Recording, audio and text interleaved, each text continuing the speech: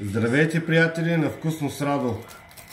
Мисля, че дойде време да пробваме новата реколта Димитровградска пуска. Това е едро кълсано месо в дебело черво.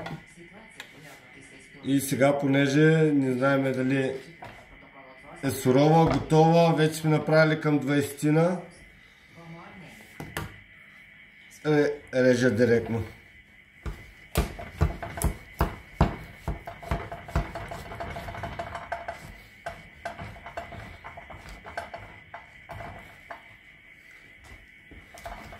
Без отряза.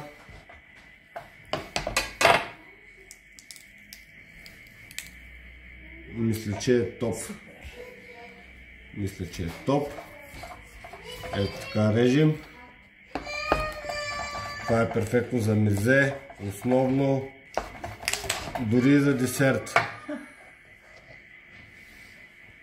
2 месеца е сушена. Подправките са тайна.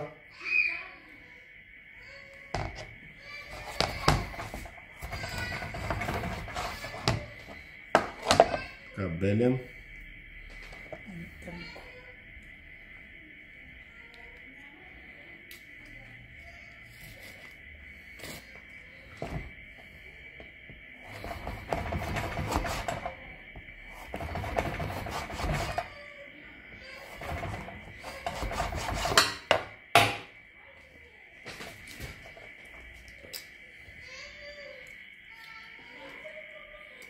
Топ!